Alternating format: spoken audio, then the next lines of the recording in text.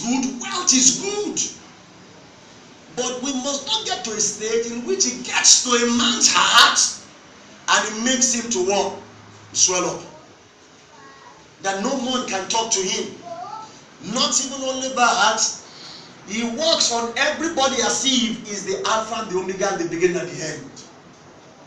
The top thing in which I said, which we saw from Ezekiel chapter number 28, verse 17, that also makes people or predispose them to pride is what I call beauty.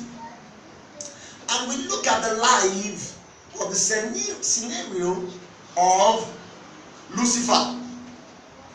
The Bible says, and Lucifer heart was lifted up on the inside of him because of his beauty. And I explained to you, I said, looking at the way Lucifer was created, looking at all the things God used to create him, the beauty was too much. That's why sometimes people say, why is it that angels shine when you see them? Because they reflect God from where they are. Angels are around the throne of God.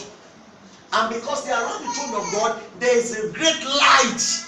So when you see them, they reflect that light. So Lucifer, who happens to be an archangel, the word arch there means chief. When you hear the word archbishop, it means chief or archangel. That means the chiefs amongst the angels. He was there, beautiful, looking at the things in which was made up of onyx, carbuncle, jasper, gold, sapphire. It was not made from the dust of this heart, like you and I, but it was made from the dust of heaven, because those are the elements that makes up the dust of heaven. Are you following me? So any time in which you see is always reflecting that. The beauty was too much. In fact, by the time he finished singing, even though the dead man rises up, he was so and said, oh, he was singing like nightingale. But the Bible says, and his heart was lifted up on the inside of him because of his beauty. It got into his head. And that's why whatever in which you do in life, whatever achievement, whatever things God made you to be, never allow it to get into your heart. In which it makes you to lift yourself up and say, there is none like you. Are you following me? Even though another thing that makes pride to enter into that of people is what I call promotion, authority, and position. Promotion, authority, and position. Listen, you want to know a man that is humble.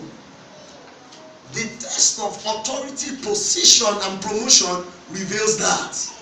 It will show us the way in which we behave. It will show his mannerism. It will show his disposition. I have seen people promoted in position, in authority. Instead of using the authority to edify, they started using it to actually what? Pull people down. Listen, ladies and gentlemen, I have seen people that couldn't talk. Immediately they got into a place of position, they changed. That's why Paul was writing to Timothy in 1 Timothy chapter number 1, verse 1 Timothy chapter number 1, 1 Timothy chapter number 3, verse number 6. Talking about when you want to make a man a bishop. He said, let it not be a novice, verse 6. He said, lest the condemnation that actually affected Satan also enter into him. Are you following me? So, as you go on in life, he said, not a novice, let's be lifted up with what? With pride. And he fall into the condemnation of the devil. And what was he talking about? He's talking about a man desiring the office of a bishop. Talking about a man that's been appointed to be a leader. Well, ladies and gentlemen, this morning, in the next few minutes that I have, I want to look at another disease that affects the heart. We have looked at pride that affects the heart, that you and I also need fight against. And listen, ladies and gentlemen, let me start by saying this. When Lucifer, Revelation chapter number 20, was putted out of heaven, he didn't live alone. You know that? Do you know that? Do you know that? He didn't live alone. He left also with like 1/3 of the angels. In fact, in Bible school, we're going to be looking at demonology, so we're going to be looking at the origins of demons. Like we look at the origin of Satan, we're going to be looking at the origin of demons. And he left with 1/3. And you can imagine, how can 1/3 of the angels that were together in heaven decided to follow Lucifer?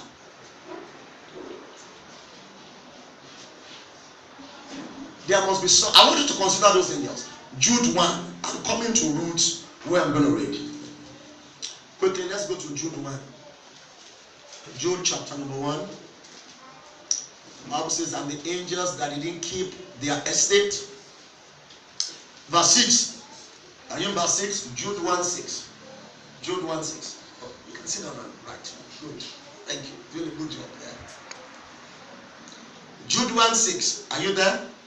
The Bible says, and the angels which kept not their first estate, but left their own habitation.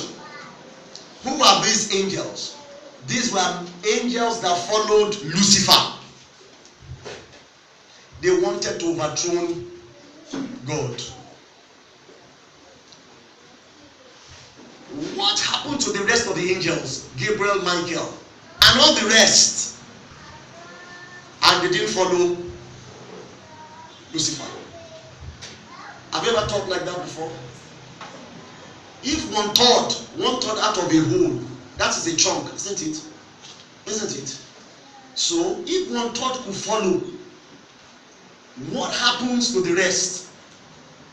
Why is it that the rest did not follow? Are you following me? I want you to put that in your mind. Think about that. Number 2. How many of you have heard about Ahithophel? Good. Because I'm going to do an extensive study to bring out another disease that affects the heart of a man this morning. How could it have been that Ahithophel worked with David for so long, but after some time decided not to work with David anymore and decided to actually consult him for his son Absalom? Are you here? I'm going to show you all this morning. It's a disease that affects the heart. And that disease is what I call disloyalty. To be disloyal. Hey, are you here this morning? Are you here this morning? That's why in the military, they don't tolerate disloyalty. Do they? Do they? They don't tolerate disloyalty. What it simply means is this: the 1/3 of the angels became disloyal and they followed Lucifer. And look at their hands. What happened to Ahithophel? Ahithophel was David's counselor.